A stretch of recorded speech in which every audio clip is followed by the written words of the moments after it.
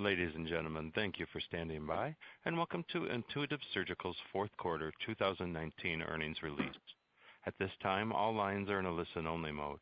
Later, we will have a question-and-answer session. If you wish to ask a question on the call, please press 1, then 0. Once again, that's 1, 0. As a reminder, today's conference is being recorded. I'd now like to turn the conference over to Senior Director of Finance, Investor Relations, Calvin Darling. Please go ahead. Thank you. Good afternoon, and welcome to Intuitive's fourth quarter earnings call. With me today, we have Gary Guthart, our CEO, and Marshall Mohr, our Chief Financial Officer. Before we begin, I would like to inform you that comments mentioned on today's call may be deemed to contain forward-looking statements. Actual results may differ materially from those expressed or implied as a result of certain risks and uncertainties. These risks and uncertainties are described in detail in the company's Securities and Exchange Commission filings, including our most recent Form 10-K filed on February 4th, 2019, and 10-Q filed on October 18th, 2019. Our SEC filings can be found through our website or at the SEC's website. Investors are cautioned not to place undue reliance on such forward-looking statements. Please note that this conference call will be available for audio replay on our website at intuitive.com on the latest events section under our Investor Relations page. In addition, today's press release and supplementary financial data tables have been posted to our website. Today's format will consist of providing you with highlights of our fourth quarter results as described in our press release announced earlier today, followed by a question-and-answer session. Gary will present the quarter's business and operational highlights. Marshall will provide a review of our fourth quarter financial results. Then I will discuss procedures and clinical highlights and provide our financial outlook for 2020. And finally, we will host a question-and-answer session. With that, I'll turn it over to Gary. Thank you for joining us today. At Intuitive, we measure our efforts by their ability to positively impact the quadruple aim: better outcomes, better patient experience, better care team experience, and lower total cost to treat per patient episode.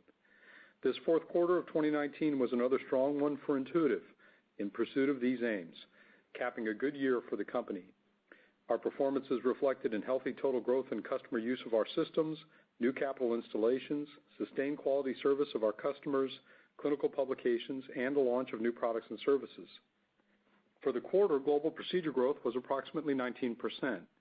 Growth was led by general surgery in the United States, with positive contributions to the global growth rate from Japan, China, Germany, and Korea. Globally, customer utilization of systems increased again in the quarter, indicating greater productivity per installed system. Leasing and alternative placement models have also helped our customers gain access to additional procedure capacity with lower capital outlays. In the United States, year-over-year procedure growth for the quarter was 18%. General surgery accounted for the largest increase, accompanied by stable growth in urology and gynecology. Within general surgery, hernia repair, cholecystectomy, bariatric, and colorectal surgery showed strength. Outside the United States, several markets are early in their transition from growth in urology to other surgical categories, including gynecology, thoracic surgery, and general surgery, with growth varying by country. Calvin will take you through global procedure dynamics in more detail later in the call.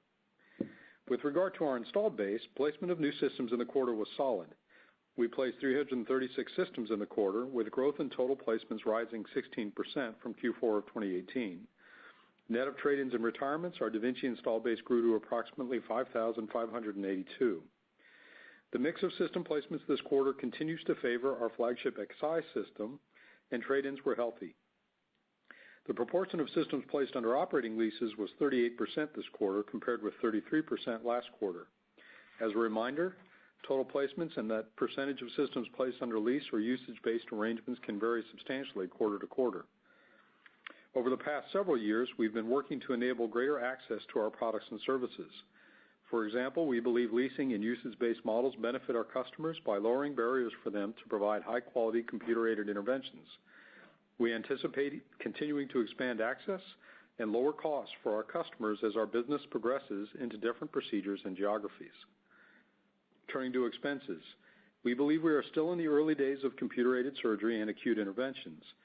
As a result, we are investing in building our capability in several important ways, including deepening internationally, launching our new platforms, strengthening our computational capabilities, and executing projects that support future scale and provide leverage opportunities as we grow. Our spending for the quarter and for the year was within the upper end of the spend guidance we shared with you in 2019. It is supported by solid procedure growth, capital placements, and product cost reductions. Financial highlights of our fourth quarter results are as follows. Procedures grew approximately 19% over the fourth quarter last year. We placed 336 Davinci surgical systems, up from 290 in the fourth quarter of 2018. Our install base grew 12% from a year ago. Revenue for the quarter was approximately $1.3 billion, up 22%. Pro forma gross profit margin was 72.2% compared to 71.8% in the fourth quarter last year. Instrument and accessory revenue increased to $671 million, up 24%. Total recurring revenue in the quarter was $896 million, growing 24% over Q4 of 2018 and representing 70% of total revenue. We generated a pro forma operating profit of $506 million in the quarter, up 23% from the fourth quarter of last year, and pro forma net income was $417 million, up 18%. Highlights for the full year 2019 are as follows. Procedures grew approximately 18% over 2018. We placed 1,119 systems in the year, growing the install base 12% over 2018.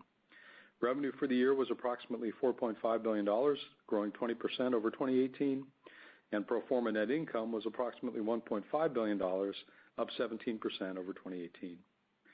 Turning to progress in our innovation pipeline, I'll start first with systems. We are in our phase 1 launch of Davinci SP, and we are working to expand its clinical clearances and build SP products at scale.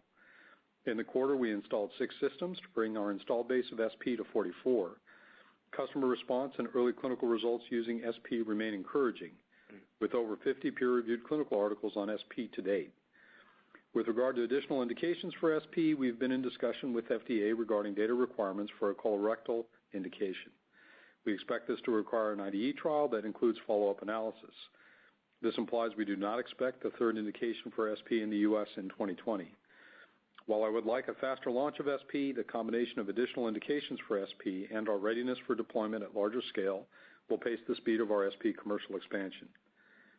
In flexible diagnostics, our ION platform is focused on the need for accurate and timely biopsies to support definitive early diagnosis of suspicious lesions. As of the end of the quarter, there are approximately 16 systems in the field, some commercial and some clinical trial sites, with several hundred procedures performed. To date, the rollout is meeting our expectations, and user feedback during this initial launch period has been strong. We expect several publications reviewing the performance of ION to be presented during 2020. Turning to instruments and accessories, our team has been making great progress in building out our instrument portfolio with high-quality products. Our experience has shown that procedure adoption occurs when the holistic needs of the care team are met, when the right system and imaging products come together with the right instruments and accessories. Our team initiated our first phase launch in the quarter for our SynchroSeal sealing and transection device, along with our first integrated energy controller called the E100. SynchroSeal provides surgeons with wristed, precise, and fast sealing and transection ability, often used in general surgery. Early feedback on its performance has been outstanding. SynchroSeal joins our portfolio of advanced instruments, stapling instruments, and advanced energy instruments that customers are now adopting in their Davinci cases. Turning to imaging and analytics, we're working on imaging, computing, and real-time cloud technologies that allow for capabilities from big data analytics to telementoring to augmented reality. Here alone, Intuitive surgical simulators have been used for over 17,000 hours by more than 5,800 surgeons. Our Iris augmented reality system entered clinical use in the fourth quarter of 2019, and we're pleased with our first customer responses. Over the past several years, our analytical capability has increased, and we now routinely engage our customers to help assess the performance of their robotic-assisted surgery programs relative to other surgical modalities. Armed with local comparative analysis of robotic-assisted surgery within their institutions, hospitals with active programs have been building access to Davinci systems and growing their programs. We expect continued investment and progress in these areas in 2020. As we move into 2020, let's step back and review the Davinci surgery universe. In the past several years, general surgeons have increased their adoption of our offerings, underpinned by improvements in the quadruple aim in procedures they perform, from hernia repair, cholecystectomy, and colorectal surgery to bariatric surgery. These surgical procedures span a broad range of complexity and economics. At the same time, Intuitive continues to deepen our capability in key countries to support the adoption of robotic-assisted surgery in their healthcare environments. We are flexing our company to better serve these customers with the launch of new systems, new instruments, and updates to our software, along with changes to our sales and support models and pricing structures. Given the large global opportunity to pursue the quadruple aim, I believe the next few years for the company will be dynamic. We will guide the company to meet our customers' clinical and economic needs across this wide range of procedures and geographies. Doing so will involve continued investment in innovation in both technology and business models, and we see a path to do both. Moving into 2020, we are focused on the following. First, supporting adoption of Davinci in general surgery, including hernia repair, colorectal procedures, and bariatrics. Second, launching our SP Ion imaging instruments and analytics platforms. Third, extending our depth in OUS markets, particularly Asia and EU, with growth beyond urology. And finally, supporting additional clinical and economic validation in our focused procedures and countries. Lastly, we are pleased to publish today our inaugural corporate sustainability report, which you can find on our website, outlining our multi-year efforts in these areas. I'll now turn the call over to Marshall, who will review financial highlights. Good afternoon. I will describe the highlights of our performance on a non-GAAP or pro forma basis. I will also summarize our GAAP performance later in my prepared remarks. A reconciliation between our pro forma and GAAP results is posted on our website. Revenue and procedures are consistent with our preliminary press release of January 9th. Key business metrics for the fourth quarter were as follows. Fourth quarter 2019 procedures increased approximately 19% compared with the fourth quarter of 2018 and increased approximately 11% compared with last quarter. Procedure growth continues to be driven by general surgery in the U.S. and urology worldwide. Calvin will review details of procedure growth later in this call. Fourth quarter system placements of 336 systems increased 16% compared with 290 systems last year and increased 22% compared with 275 systems last quarter. We expanded our installed base of Davinci systems by 12% to approximately 5,582 systems. This growth rate compares with 12% in the last quarter and 13% last year. Utilization of clinical systems in the field, measured by procedures per system, grew approximately 6%, which is the same as the 6% growth last quarter and last year. Our revenue overview is as follows. Fourth quarter 2019 revenue was $1.3 billion, an increase of 22% compared with $1 billion for the fourth quarter of 2018, and an increase of 13% compared with $1.1 billion last quarter. Instrument and accessory revenue of $671 million increased 24% compared with last year, which is higher than procedure growth, primarily reflecting customer buying patterns and increased usage of our advanced instruments. Instrument and accessory revenue realized per procedure was approximately $1,980, an increase of 5% compared with the fourth quarter of 2018, and was consistent with last quarter. Instrument and accessory revenue per procedure has grown in the low single digits over the past couple of years, reflecting increased usage of our advanced instruments, partially offset by higher growth in benign procedures, where revenue per procedure is lower than the overall average. While adoption of benign procedures has been a major contributor to the overall I&A revenue, to the extent benign procedures grow faster than complex procedures, I&A per procedure may decline. In addition, over time, as we achieve greater penetration of our advanced instruments in Davinci procedures, the growth rate for advanced instruments will slow and align with the growth rate of underlying procedures in which advanced instruments are used. Systems revenue for the fourth quarter of 2019 was $416 million, an increase of 22% compared with the fourth quarter of 2018, and an increase of 23% compared with last quarter. Relative to the fourth quarter of 2018, systems revenue reflected higher system placements, higher ASPs, and higher lease-related revenue. We completed 126 operating lease transactions, representing 38% of total placements, compared with 84 or 29% of total placements in the fourth quarter of 2018, and 92 or 33% of total placements last quarter. As of December 31st, we have 658 operating leases outstanding and realized approximately $34 million of revenue related to these arrangements in the quarter, compared with $16 million last year and $27 million last quarter. Operating leases create a future source of recurring revenue and reduce the volatility of system revenue, while the increased number of operating leases placed in the quarter dampens short-term revenue growth for the quarter in which they are placed. Operating leases include usage-based financings that we provided to certain hospitals with advanced robotics experience. We believe that our lease financing alternatives align with customer objectives and have enabled faster market adoption. Relative to systems purchased over the lease period, we earn a small premium reflecting the time value of money, and in the case of usage-based arrangements, the risk that those systems may not achieve anticipated usage levels. The proportion of operating lease and usage-based arrangements will likely increase long term and will vary quarter to quarter. We recognized $34 million of lease buyout revenue in the fourth quarter, compared with $20 million last quarter and $17 million last year. Lease buyout revenue has varied significantly from quarter to quarter and will likely continue to do so. 138 or 41% of current quarter system placements involved trade-ins, reflecting customer desire to access or standardize on our fourth generation technology, contributing to an XI install base growth of 39% year over year. This is an increase compared with 81 or 28% of system placements in the fourth quarter of 2018 and 116 or 42% last quarter. Trade-in activity can fluctuate and can be difficult to predict. However, given prior product trade-in cycles, we expect the proportion of the install base traded in future quarters to decrease over time. 81% of the systems placed in the quarter were Davinci XIs, and 16% were Davinci X systems, compared with 79% Davinci XIs and 17% Davinci Xs last quarter. 6 of the systems placed in the fourth quarter were SP systems.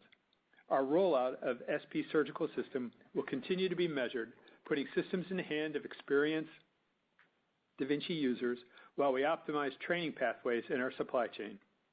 We placed 7 Ion systems in the quarter. Ion system placements are excluded from our overall systems count and will be reported separately. Procedures and other information associated with Ion are excluded from our prepared remarks and will be reported separately when they become more substantive. Globally, our average selling price, which excludes the impact of operating lease revenue and lease buyouts, was approximately $1.61 million, compared with $1.46 million last year and $1.57 million last quarter. Our fourth quarter ASPs reflect a favorable geographic mix as we sold 39 systems into China and 26 into Japan, where ASPs are higher given the higher cost of doing business in those geographies. Excluding geographic mix, ASPs for the quarter declined slightly relative to the third quarter, reflecting pricing arrangements associated with a higher mix of multi-system contracts.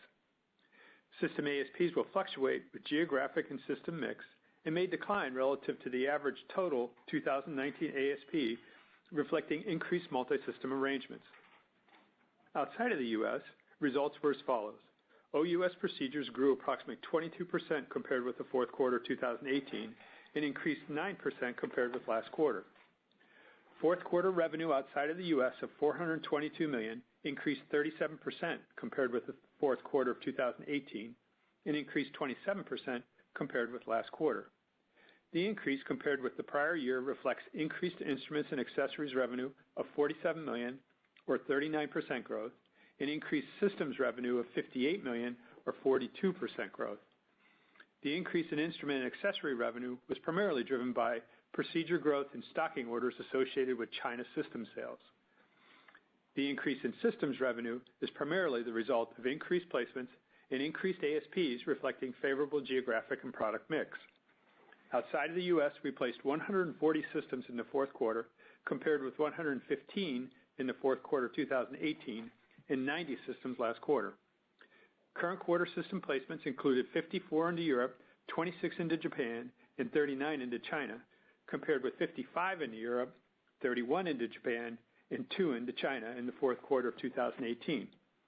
71% of the systems placed in the quarter were Davinci XIs, and 24% were Davinci X systems, compared with 55% Davinci XIs and 30% Davinci X's last year. 32 of the system placements in the current quarter were operating leases, compared with 15 last year and 21 last quarter. The 39 systems into China included customers who had begun their tender processes and we believe expedited their purchase cycles to avoid a tariff increase that was expected on December 15th. The proposed tariff was suspended on December 13th. We would expect remaining purchases under the quota to be completed consistent with historical timelines, and therefore we expect placements to be lower in the first quarter and skew more towards the end of 2020 and into 2021. While overall European system placements were relatively flat in the quarter and for 2019, shipments by country fluctuate significantly. Placements into the 4 largest European markets increased 29% in the fourth quarter and 19% for the year. Overall placements outside of the U.S. will continue to vary as some of the OUS markets are in early stages of adoption. Some markets are highly seasonal, reflecting budget cycles or vacation patterns, and sales into some markets are constrained by government limitations. Moving on to gross margin and operating expenses. Pro forma gross margin for the fourth quarter of 2019 was 72.2%, compared with 71.8% for the fourth quarter of 2018 and 72% last quarter. The increase compared with the fourth quarter of 2018 and last quarter primarily reflects higher system ASPs and product cost reductions. Future margins will fluctuate based on the mix of our newer products, mix of systems and instrument and accessory revenue, system ASPs, and our ability to further reduce product costs and improve manufacturing efficiency. Pro forma operating expenses increased 23% compared with the fourth quarter of 2018 and increased 19% compared with last quarter. Spending is consistent with our plan and includes an order of magnitude of increase, costs associated with expansion of our OUS markets, spending on our imaging and analytics capabilities, and investment in our infrastructure in order to scale the business.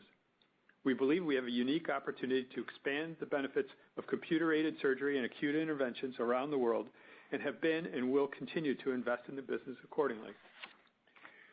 Our pro forma tax rate for the quarter was 21.1%, compared with our expectations of 19 to 20%, reflecting geographic mix.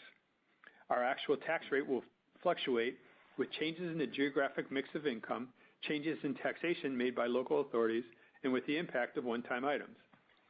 Our fourth quarter 2019 pro forma net income was $417 million, or $3.48 per share, compared with $353 million, or $2.96 per share for the fourth quarter 2018, and $409 million, or $3.43 per share for last quarter.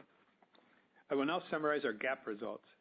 GAAP net income was $358 million, or $2.99 per share for the fourth quarter of 2019, compared with GAAP net income of $293 million, or $2.45 per share for the fourth quarter of 2018, and GAAP net income of $397 million, or $3.33 per share for last quarter. The adjustments between pro forma and GAAP net income are outlined and quantified on our website and include excess tax benefits associated with employee stock awards, employee stock-based compensation and IP charges, amortization of intangibles, and acquisition-related items, and legal settlements. We ended the quarter with cash and investments of $5.8 billion, compared with $5.4 billion at September 30, 2019.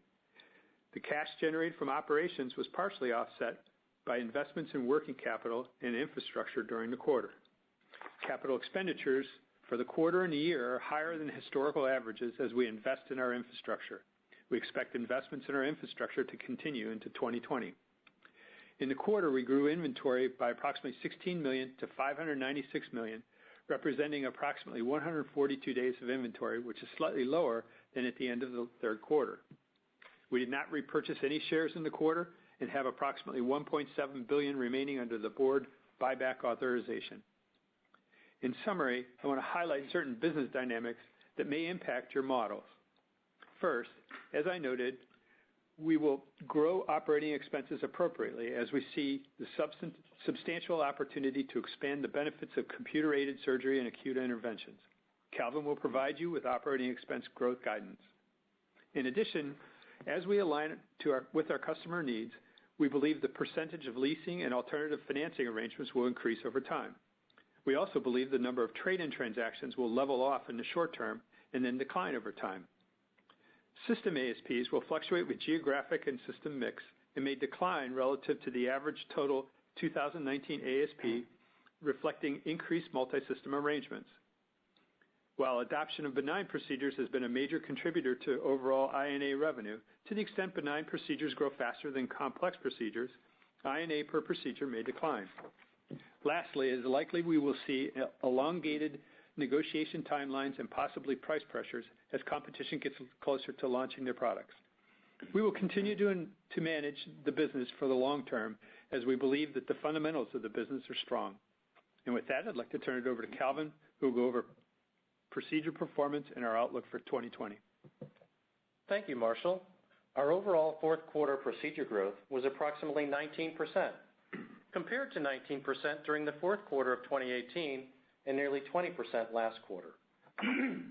Our Q4 procedure growth was driven by 18% growth in U.S. procedures and 22% growth in OUS markets. Overall procedure growth for the full year 2019 was approximately 18%, equal to 18% in 2018, comprised of 17% growth in the U.S. and 21% growth in OUS markets. In the U.S., Q4 procedure growth was consistent with recent trends and was largely driven by continued strength in general surgery, with substantive contributions from gynecologic and urologic procedures.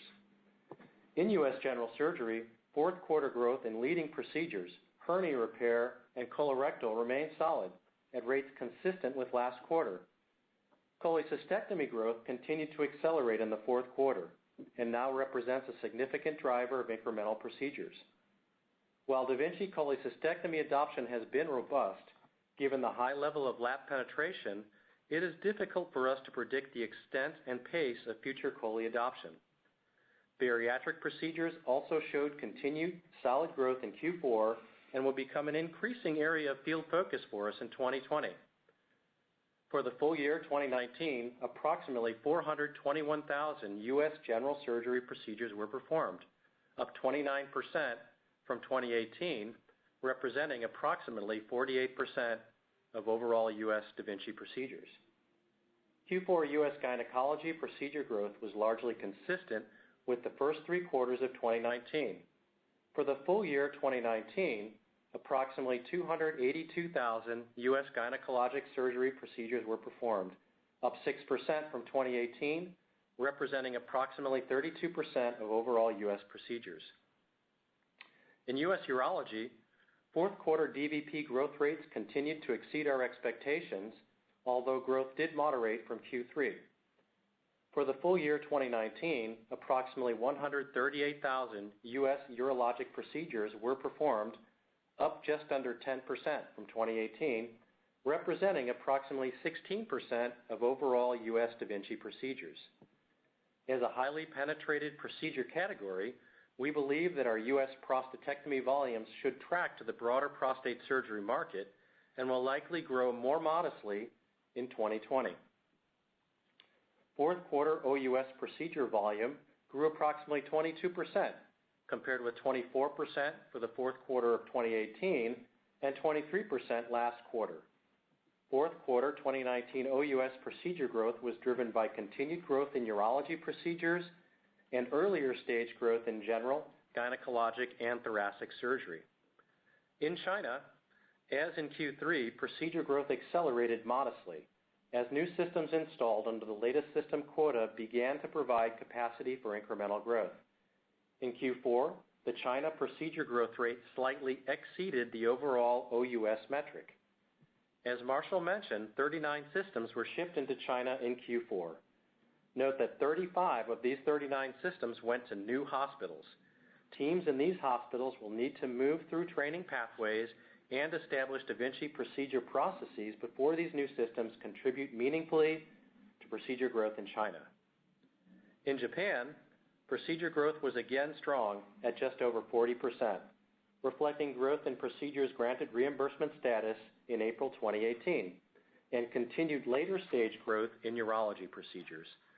Our emphasis in Japan remains on surgeon and team training, and building proctoring networks. Overall, European procedure growth was largely consistent with prior periods, with variation by country. German results were particularly strong, while results in the UK lagged. Now turning to the clinical side of our business. Each quarter on these calls, we highlight certain recently published studies that we deem to be notable. However, to gain a more complete understanding of the body of evidence, we encourage all stakeholders to thoroughly review the extensive detail of scientific studies that have been published over the years. A recent article by Drs. Wexner and Emil et al. In the Journal of Techniques in Coloproctology provided results from a systemic review and meta-analysis of intracorporeal versus extracorporeal anastomosis in minimally invasive right colectomy. This study analyzed data from 25 studies and 4,450 patients. Intracorporeal anastomosis was associated with significantly shorter length extraction site incisions, earlier bowel recovery, fewer complications, and lower rates of conversion, anastomotic leaks, surgical site infections, and incisional hernia as compared to extracorporeal anastomosis. This study highlighted the many clinical outcome advantages associated with intracorporeal anastomosis. Davinci systems, instruments, and smart stapling technology enabling performing anastomosis of the bowel inside the body. And it is our hope that more patients can benefit from intracorporeal anastomosis with continued adoption of our technology. Intuitive's investment in a prospective multi-center intracorporeal versus extracorporeal anastomosis study comparing robotic versus laparoscopic approaches, called the Anchor study, is timely, and the enrollment for this study is expected to be completed this year with results expected in 2021. The details of the Anchor study are available online at clinicaltrials.gov. I will now turn to our financial outlook for 2020. Starting with procedures. As described in our announcement earlier this month, total 2019 Davinci procedures grew approximately 18% to roughly 1,229,000 procedures performed worldwide. As communicated previously, during 2020, we anticipate full-year procedure growth within a range of 13 to 16%.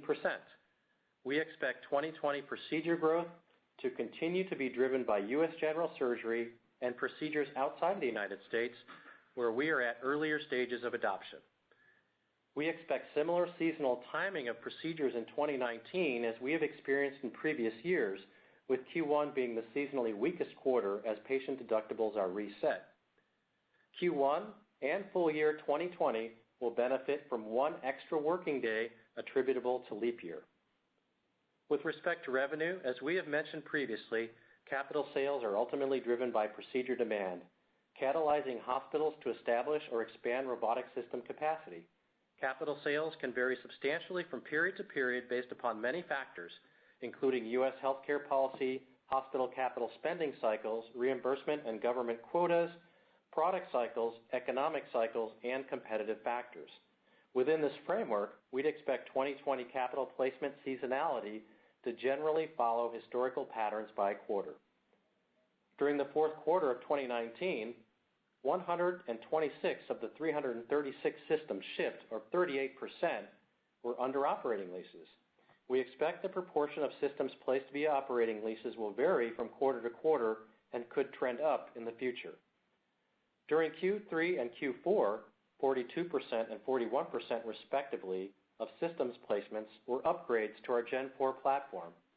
As we mentioned last quarter, we expect the proportion of trade-in transactions to generally trend downwards in 2020. Turning to gross profit, our full year 2019 pro forma gross profit margin was 71.7%.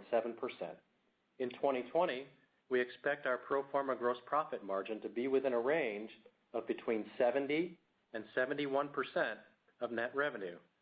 The slightly lower gross profit margin anticipated in 2020 reflects higher sales of newer products and infrastructure investments. Our actual gross profit margin will vary quarter to quarter depending largely on product, regional, and trade-in mix and the impact of new product introductions. Turning to operating expenses.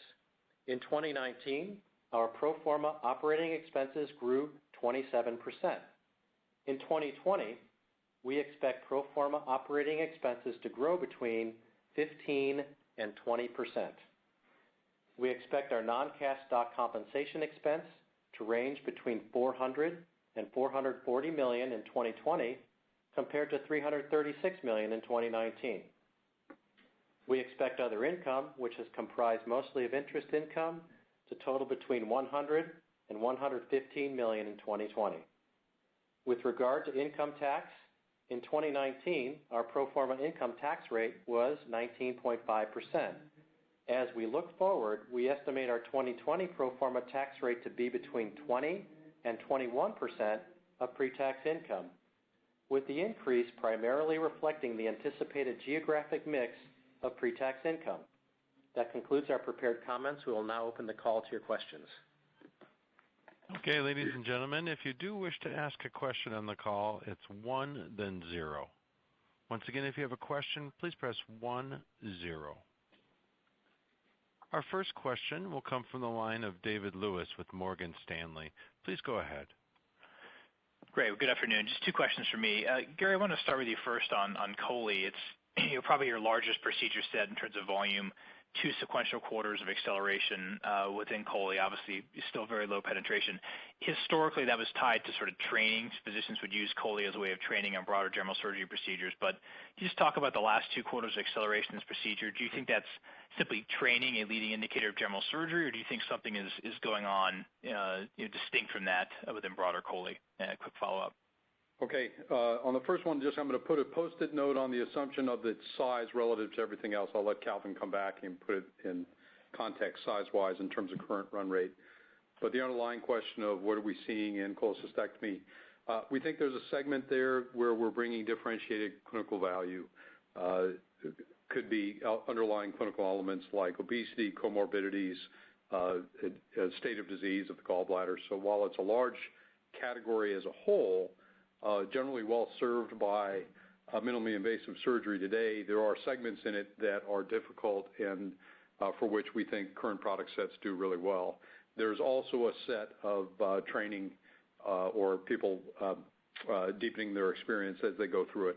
So there's a mix of those two. We think there is a durable component.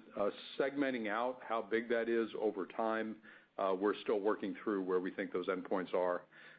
We have seen it both grow in the last few quarters and appear to be sticky, not to be a transient.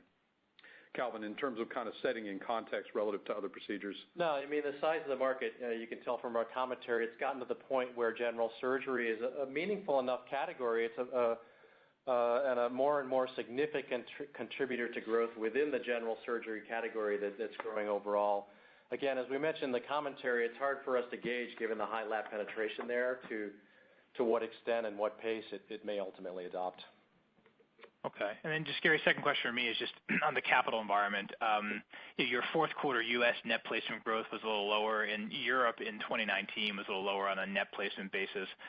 Maybe just comment on underlying demand for systems in the U.S. and the European markets. And also curious if in any respect, has competitors introducing new systems or talking about their new systems more publicly, has that in any way impacted demand or changed the conversation you're having with large IDNs in the U.S. or European customers? Thanks so much. On the outline of the first question, you just sort of think about what the install base growth was. So if you think about capital demand underneath, there's what's happening to install base, so opening additional capacity in various places, or trade-ins of older generation systems. I'll let Marshall speak to the quantitative nature of your question with regard to the U.S. and in Europe, but I'd say there's some trade-in dynamics that I think the team has been discussing with you the last couple of quarters. In general, I think we're feeling like it's reasonably stable.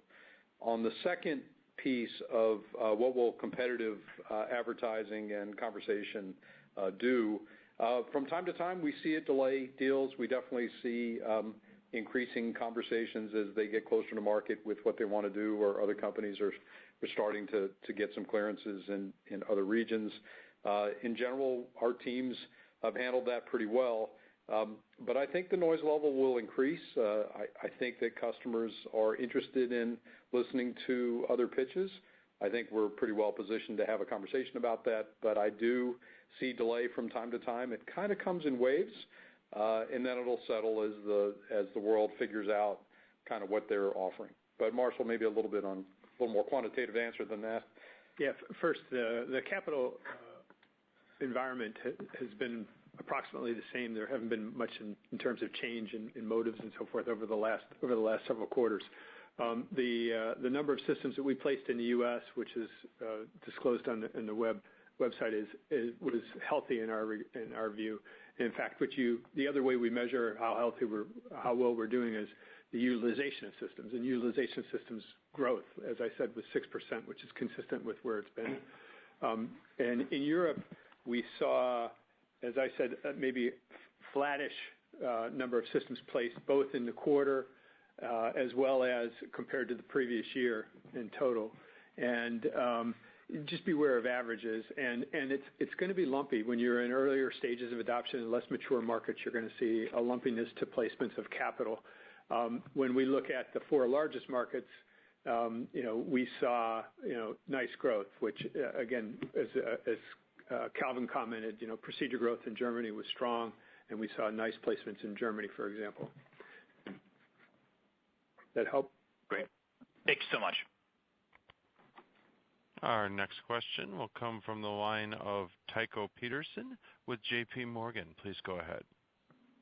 Hey, thanks. I'll start with SP. Just curious, following your discussions with FDA, any color you can provide on just, when the trial is going to start, a size, and what's expected for follow-up analysis. And then outside the U.S., you're obviously generating data on SP and thoracic and OSA in Korea. Can you just talk about some of the, data generations outside the U.S. As well? Sure. On the first one, I think we're settling in on what the trial will look like, and I'm not ready yet to answer that, but I think we're getting close. So in future quarters, we should be able to answer that question. With regard to what we're seeing elsewhere, we're starting to see in terms of Korea, where we have more regulatory room and clinical indications, we'll start seeing a whole series of publications coming out talking about where there's opportunity. And it's, I think, going to be quite interesting and shows real potential for us. It's the thing that drives our underlying commitment and excitement. I don't have them at the tip of my fingers. I do know that in future quarters we will start describing to you what the substance of some of these publications are as they start to release. And then just sticking with pipeline for a minute, can you just comment on Iris, where we are in the rollout? It's obviously early days. And then also if you could just comment separately on the Schölly, endoscope acquisition, and have you worked the supply chain, headwinds there? Great. I will do so. Iris, first couple accounts up and running. We expect more this quarter. It's really testing the whole order to delivery pipeline. Think of that as a digital pipeline that has to go through. Feedback is really encouraging. So this early part, it's one of these things that's easy to describe, but to do well is hard. Making sure all your cloud connections are right, making sure you have all your security protocols done, getting the turnaround times right, getting all your machine learning algorithms right. Feedback has been really good about its ability to help surgeons visualize pre-case, which is fantastic, use in other kinds of ways in terms of patient consultation, and then access during the case. So the kind of the core idea, I think, is being vetted nicely. We have said before, we don't think it's a significant revenue driver in 2020. I think I would encourage people to think about this as baseline core technology, the kinds of things that as you develop systems like this in the future that customers will come to expect. A little bit like our Firefly product, it is additive in the way that the system itself becomes greater than the sum of its parts. So Iris, I think, looks quite strong. On the Schölly acquisition, the team's doing a really nice job. We were right to bring it in. We were right to bring it in when we did. That is doing a couple of things for us. It's giving us a little more alignment around next-gen products, which is exciting for us It's helping us double down on some investments in terms of capacity and efficiency that goes with that capacity. And it will, in the medium term, start releasing some profitability and financing with regard to the way we produce our endoscopes that can be turned around and reinvested in the business. So far, so good. It is real work. They are a very good team. I think we knew what we were bringing in and acquiring. I'm really pleased with the leadership of the group and our team members that have joined us in Germany and in Boston or in Massachusetts. It's not to say there isn't work to be done, but so far so good. Okay, and then one just last quick clarification for Marshall. You called out a China pull-forward dynamic around the tariff. Can you just, in the context of the 39 systems, are you able to quantify, how much of that was tied to the tariff? Well, I can't quantify specifically. I would just tell you that there were a number of systems that the customers decided to expedite the process, and we were the beneficiary of that, obviously. Okay, thank you. All right, our next question will come from the line of Bob Hopkins with Bank of America. Please go ahead. Oh, great, thank you. Just a first quick question on INA revenue per case. You highlighted some tailwinds, potential headwinds, but called out that revenue per case could decline next year. Hey, Bob, we heard some. You got kind of broken up on the call. So could you re-ask the question? Sorry about that. Just on instrument activity, just want to make sure I hear the messaging because there's some positives, negatives. Probably thought it could decline. I can't see on the stapling. So just wanted to make sure I heard the messaging on the INA line for the next 12 months. Yeah. So what I said, Bob, was we've really seen good contribution to INA revenue overall from benign procedures. But as we've described before, the increase in the INA per procedure is really a reflection of additional advanced instrument revenue and then per procedure offset by benign procedure growth.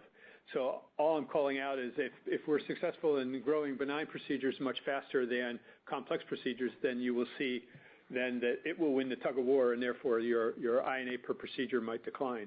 On the advanced instruments, we've enjoyed further penetration into the procedures in which advanced instruments are used.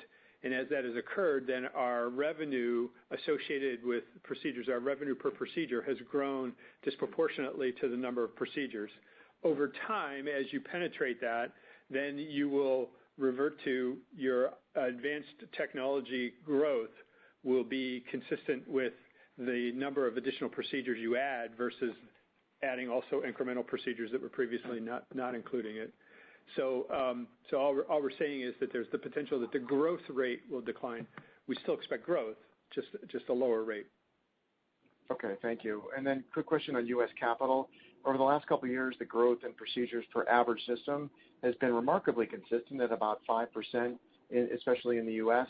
Is there a reason, in your view, why that number might change meaningfully in 2020, or is that that trend line expected to continue? No, I think directionally, continued growth in procedures per system is something we would expect. It's something that we're actively working with customers, sharing analytics and data to help them to make their practices programs as efficient as they can be. So I think the trend, I don't know if it's going to continue at exactly the same rates, but increasing utilization is something we would expect. Thank you. Our next question will come from the line of Larry Biegelsen with Wells Fargo. Please go ahead. Good afternoon. Thanks for taking the question. Hopefully you guys can hear me okay. Just one on Ion and then one on the P&L. How should we think about the ramp of Ion in 2020? Is it still going to be a controlled launch? Should we just expect a steady increase in placements? And I had one follow-up. As we've said in our prepared remarks, Ion is in the early stages of a measured launch, and so you should expect that it will grow slowly over time. It's slowly through 2020 and then more rapidly thereafter. I got it. And gross margins came in, better in 2019 versus your original guidance. What are the puts and takes on the gross margin in 2020? And separately, Gary, R&D as a percent of sales has been increasing, steadily. It's almost 10% of sales in 2019. Where do you see that going over time? Thanks for taking the questions, guys. Okay. Sure. So for gross margins, the gives and takes are, as I outlined in my prepared remarks, pricing on systems, reductions in cost, manufacturing efficiency, and mix of both customers and types of product. And I think that what we're messaging for next year is that the gross margins will decline slightly, reflecting primarily product mix and a shift, the effect of new product and investments in the infrastructure. And R&D, Marshall, as a percent of sales? I'm just curious if you expect that to continue to increase. Sorry, Gary. Yeah, I know I can jump in and take that one. I think about we have grown R&D as a percentage of sales pretty consistently over the last 3 years, and our messaging to you has been we're going to bring a couple of new platforms to market in parallel with some of our multi-port efforts, SP and Ion being those two, that we think that next-gen imaging and non-optical imaging is important, non-white light imaging is important, and we've been investing in that domain. We have been investing for scale. We've talked about the fact that I think there's a virtuous cycle here, which is as utilization goes up and volumes go up, it allows us to start taking advantage of automation opportunities and changing the way we manufacture. That has taken the company to be a little more capital intensive than in years past. But some of the things you were just talking about, the linkage to your prior question on gross margin, are enabled by these capital investments on multi-year timelines that allow us to get production scale advantages. And that allows us to share some of that cost savings with our customer and be able to be into lower complexity procedures at good economics and good economics for the company as well as the customer. So we've been doing that as well. And then lastly, it's been building in digital infrastructure. So those are the major buckets that have been taking the R&D spend side. I think we are not thinking that number will leap going forward, but we also think we're still in the early innings of a baseball game here that have a real opportunity long-term for the growth of the market, and we think that we can position ourselves really well by making sure that those 4 buckets are adequately staffed. Marshall, anything? Thanks for taking the question. Okay. Our next question will come from the line of Rick Wise with Stifel. Please go ahead. Good afternoon, Gary, everybody. You talked, Marshall mentioned it, I think Calvin mentioned it, that system trade-ins may trend down. And I just want to make sure that I'm understanding the reasons why. Is it the lack of a major new next-gen system launch, and so you've seen the trade-ins, quote, the easy trade-ins? And maybe just as part of that, Gary, just reflecting back on R&D and innovation, obviously you're launching a lot of new products and innovation, but should we be thinking that you don't need to launch next-gen big iron, or or how do we think about that, those two aspects of trade-ins and the pipeline? So trade-ins, we've been in the middle of a fairly strong cycle of trade-ins, and you've seen it go up quarter over quarter. Last 2 quarters kind of flattening out. And what we commented on at the end of the third quarter, Rick, was that the total population of SIs that are out there that can be traded in obviously is decreasing as customers trade in their systems. And so the population is decreasing. And when we look back at historical patterns for previous generation products, we think that we're at the peak of how much of that remaining base will be traded in any particular quarter. And so the two of those things lead us to the conclusion that you'll see a decrease in the number of trade-ins as we go forward. The second half of the question, I might quibble with the description as big iron, so I'm not going to own that, but I will talk to innovation in multiport. We're not done innovating in multiport. We're often asked, are you? Yeah, I see SP, I see ion. Is that it? And the answer is categorically no. We think there's room for additional innovation beyond our Gen 4 multiport products, and we're working on those things. And just two other quick ones. I'd be curious to hear more about Salesforce productivity. You highlighted, Gary, the improved productivity in the third quarter. It seems like has to be part of the equation, I'm guessing, in the fourth quarter. How do we think about that factor as a driver in 2020? And I'll just ask my second one. Your competitors or potential robotic competitors are talking about digital surgery, and we've talked about this before, but I just wonder if you have competitors marketing something called digital surgery, how do we imagine Intuitive answering that kind of a functional or marketing push? Thank you so much. Okay.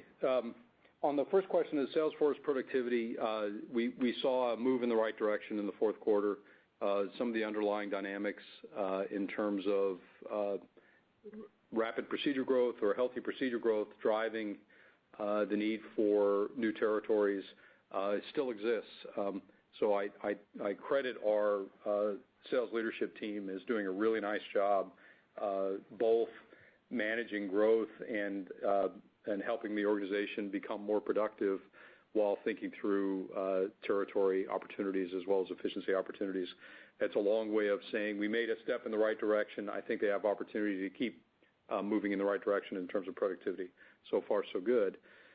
With regard to some of the commentary around digital surgery, the short answer is welcome to the party. I think that we've been working these issues for more than a decade. As I said before, my initial response is it's a valuable thing to be working on, and that's why we've been doing it. We've been the Internet of Things in surgical robots for a decade, cloud-enabled for a decade. We are quite deep. As you go out and talk a little more than the tagline, you talk about what taglines are, what's the substance? So dig down a little bit, and the substance comes down to, I think, 4 opportunities. One opportunity is in the use of big data for analytic power, and that says that as you look across large sets of customers doing various things, can you help establish benchmarks that people can improve upon? And we have done that. It's been something we've been working on, so I think we're becoming quite skilled and we'll become more so. That's one category. Another category is the use of computing power in real time to aid the surgeon or interventionalist during a case to get a better outcome.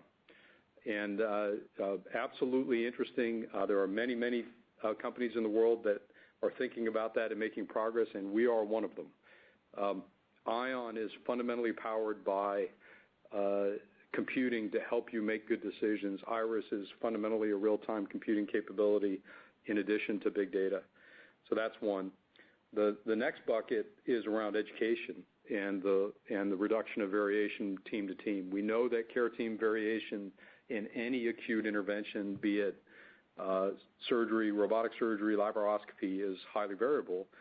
And the use of computing and analytics to help that process is clear. And, I talked to you a little bit about how much we have in simulation, 200,000 simulated tasks done by surgeons this last year, 17,000 hours of simulation capability.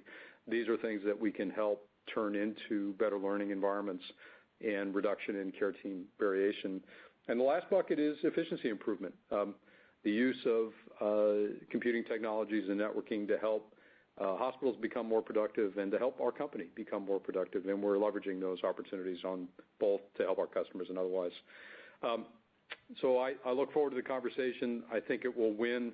The winner won't be the tagline. I think the winner will be those who deliver real value that's validated against those 4 categories. Thank you so much. We'll take one more question, operator. Okay, that final question. One moment here.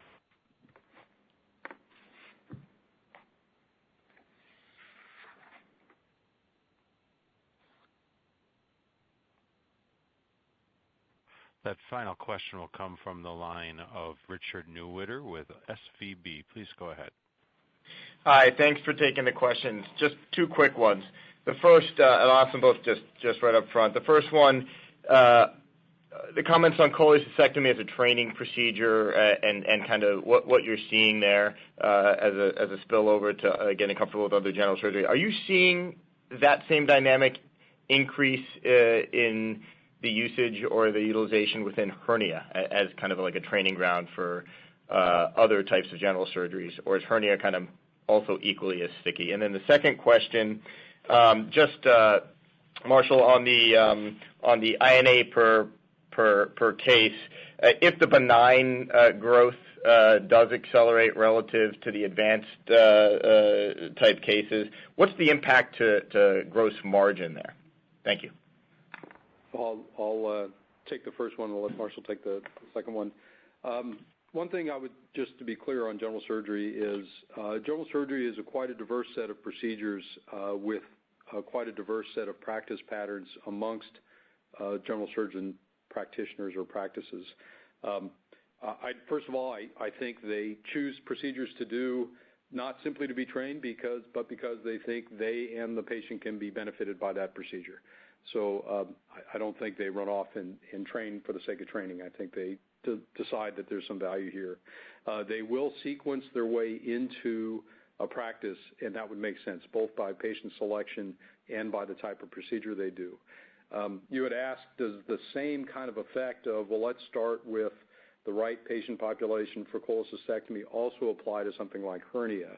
The answer to that is yes. Some surgeons will elect to go into a hernia set first.